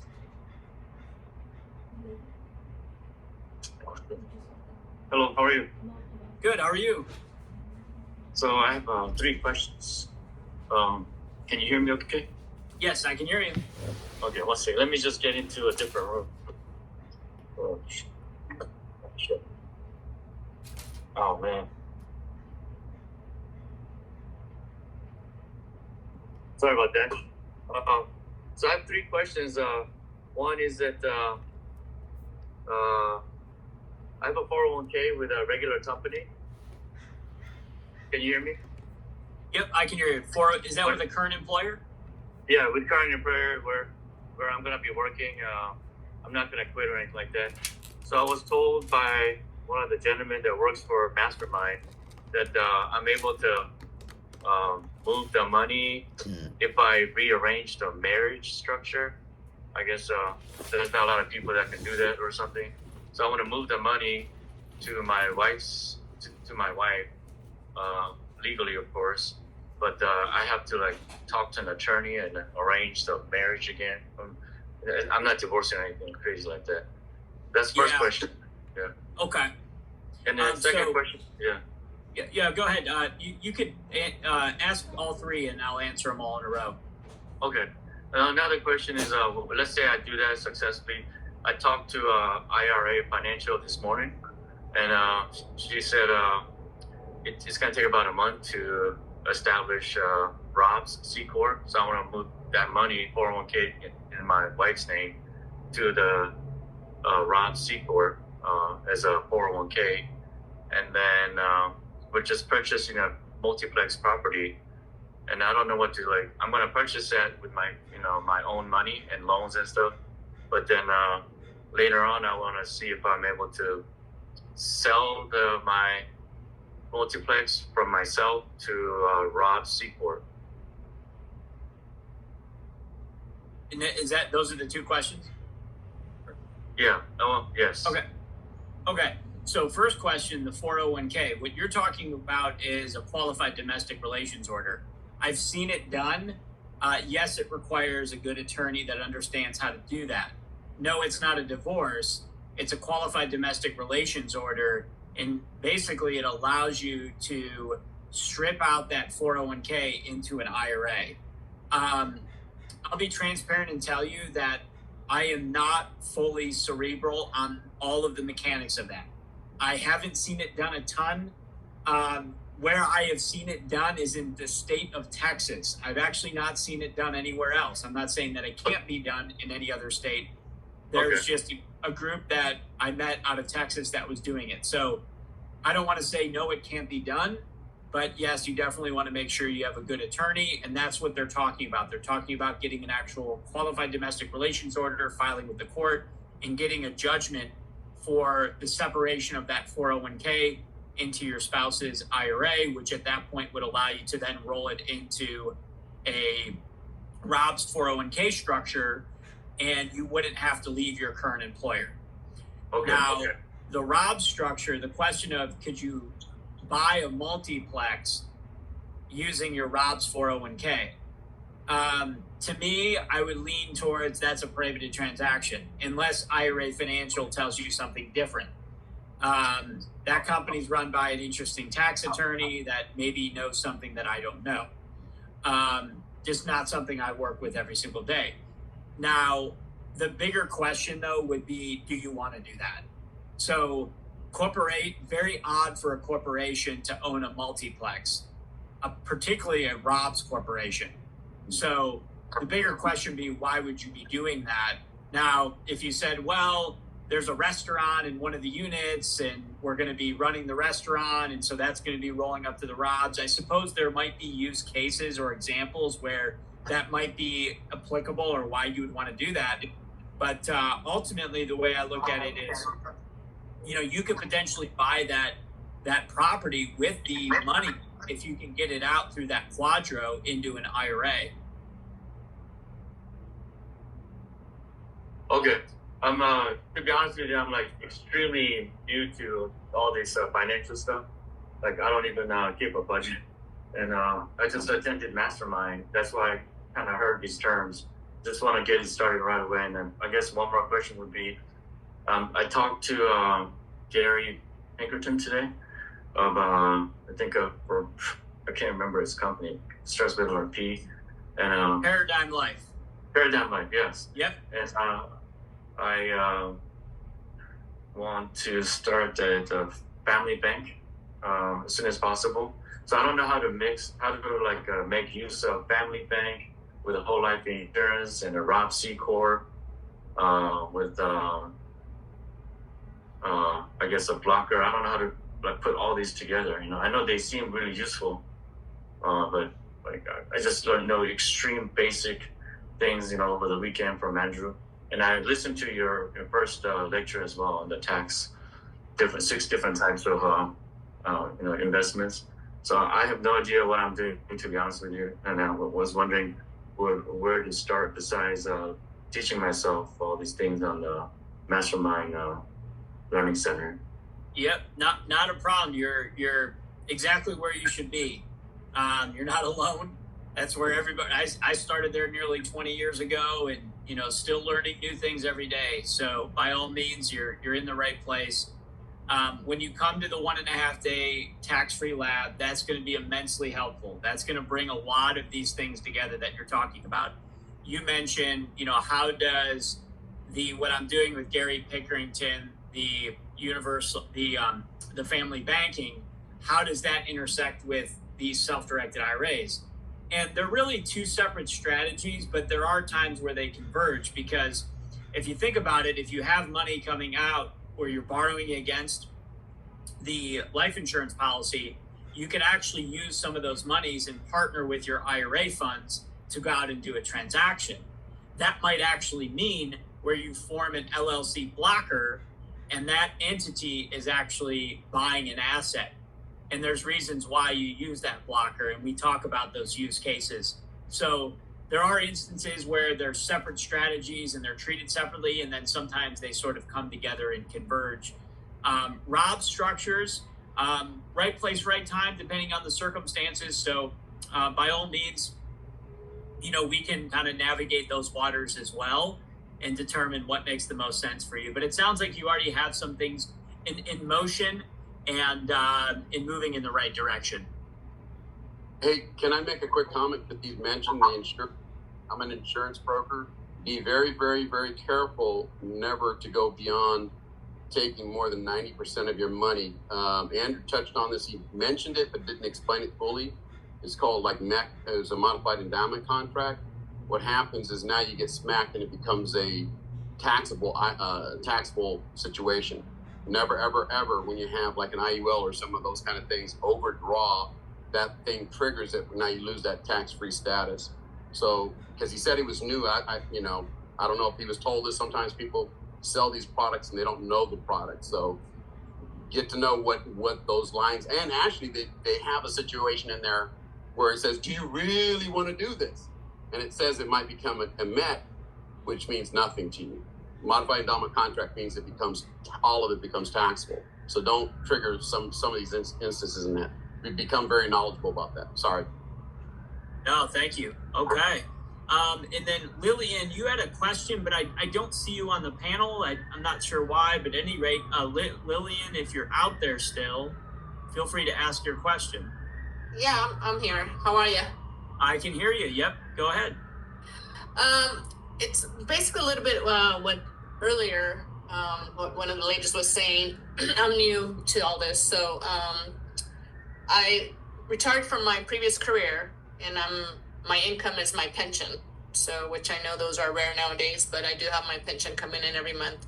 Separately from that, I had my 401k, which I have some money in, and it's been kind of sitting there.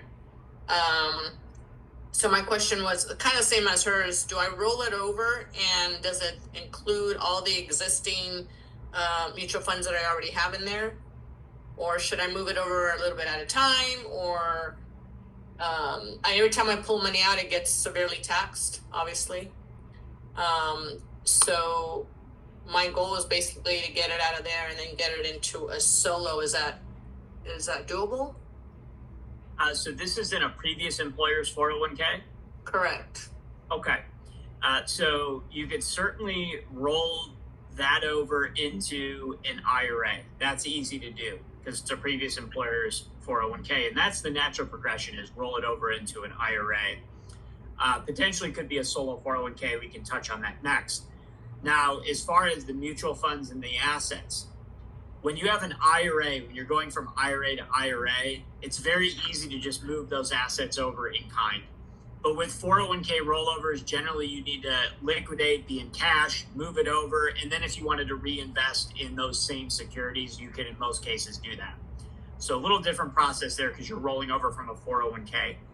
Now, if you qualify for a solo 401k, then yes, you could roll over from your 401k into a solo 401k. So we would just want to look at, do you qualify for a solo 401k? Can you open that up? Is that the right plan for you?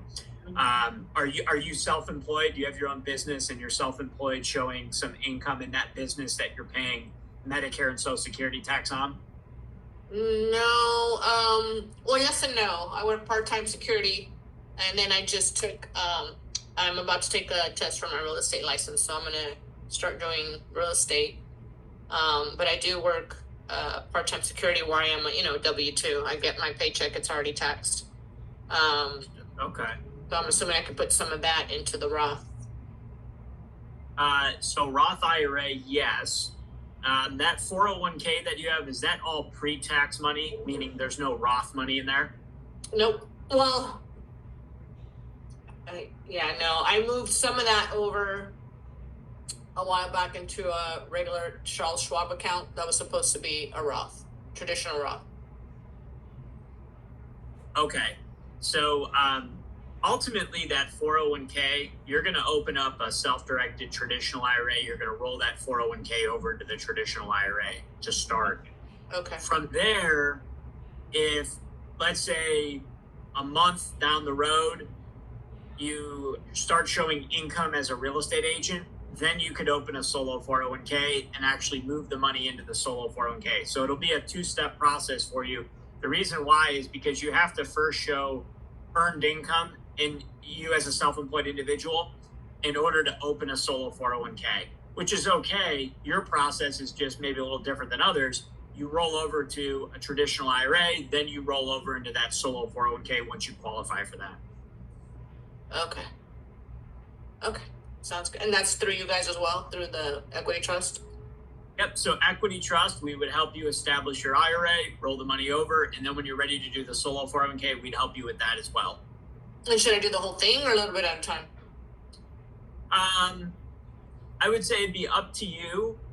There is a possibility that they'll only allow you to roll all of it or none of it. So you may need to roll it all over into the Equity Trust IRA. And then from there, you can move into the solo 401k. Okay. All right. Thank you. You're welcome. Thank you. Somebody asked in the chat box, is there a minimum amount of self-employment earned income you need to be eligible to contribute to a Roth? As much as you want to contribute, not to exceed $7,000 for this year when you're under 50, $8,000 when you're 50 and over. That's 2024 contribution limits. So if you're only making $3,000, you can only contribute $3,000 to the IRA. Okay, Roshan, you're up. Hi, John. Thank you so much. And thanks to everybody who are new and asked questions, because I was debating and finally raised my hand.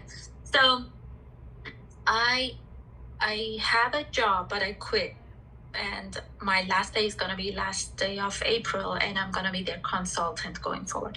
I also have my LLC, and my husband has W-2.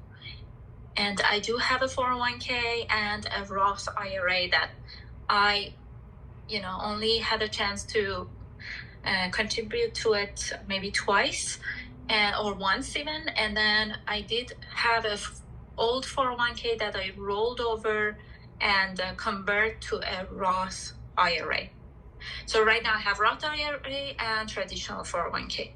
But since I quit and I know it's a, interesting time right now, I guess I can use my 401k to also put it in a Roth format, maybe Roth IRA or something. My question is there anything that I can buy this time that can help with anything tax related or opportunity related that can come in the near future? Are you referring to how to take the sting out of a tax liability that you're saying you're going to have? Yes, like anything. So, there are some things that if you don't do it, if you don't know, for example, I'm going to contribute in any way possible. I'm going to do something for the Roth IRA this year. I'm not qualified to contribite to it, but from the back door, I'm going to do it. So is there anything that can do at this specific time, just because it's the last month that I'm gonna have W-2. I'm not gonna work for anyone anymore, so it's the last month that I have this, and I want to know if there is anything I need to do. Well, ultimately, you can, once you leave, you can roll that money over into a self-directed IRA. I think you know that, and that's easy to do, easy to accomplish. If you have existing IRAs, you can transfer those, and none of that will trigger any type of tax consequences or penalties. It sounds like you know that you can contribute to a Roth IRA for this year. If you end up having too high of income by the end of the year, you would need to do a backdoor. So you just want to look at, what you think your income is going to end up looking like by the end of the year. Ultimately, you have options. As far as reducing any tax liability, the way to reduce tax liability with respect to retirement accounts is to make a contribution pre-tax and get a tax deduction for it. It's not going to grow tax-free Roth, but I have traditional pre-tax money, and my plan is to actually keep that money pre-tax and not convert it, because I can do what's called a qualified charitable distribution when I'm 73 years of age or older. And that's what I plan on earmarking that money for. And then I try to grow my Roths as much as I can, because that's all going to be tax-free for the rest of my life. So if you were looking for tax deductions for 2024, that would be contributions to pre-tax accounts. 2023, that ship has really sailed. In theory, if you had your own business in 2024 and had income, you could still do a SEP IRA for that side business. Did you have your own self-employment business in addition to your W-2 in 2023? Yes. Yeah, and it was profitable. Okay, and you were paying, it was earned income, so you're paying taxes and subject to Medicare and Social Security as well? So it's an LLC and no employee. So I had an income. I haven't filed my taxes. I'm done, but I'm waiting. So yeah. Okay. So what you want to, you have a CPA that's handling things for you? Well, this year I'm doing it myself, but because I couldn't find someone who can do it, before I reached out to them really late. So I didn't want to file for extension, so I'm doing it myself. Okay. So what you could look at is a SEP IRA for 2023. And being that you're filing an extension, you actually have with a SEP IRA beyond April 15th. With a SEP IRA, you can contribute up to 20% of your self-employment income. So you would look at, okay, what is your self-employment income for 2023? Let's say it comes in at $50,000. You can do 20% of $50,000, which is $10,000. You would get a $10,000 tax deduction in that SEP IRA.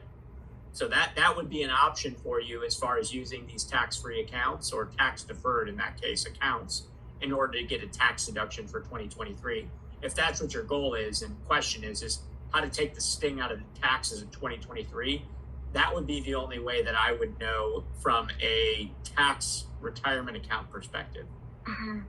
My goal is not, just winning short term. So I'm okay if you need to pay taxes, by just doing the moves that are necessary to do in order to, in total, pay less taxes. It bothers me that I'm paying more taxes than all the creators. So hopefully, going forward, I'm going to be a creator and not pay as much as taxes that I pay. Right.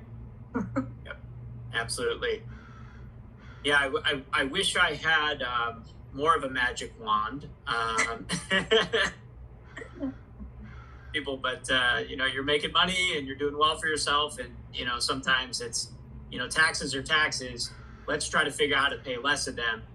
And although you may not have an immediate fix at this moment, you're on the right path, which is using these tax-free accounts. You already have existing retirement accounts. You can roll those over, transfer, start making your ongoing contributions, and start growing those accounts. That's going to be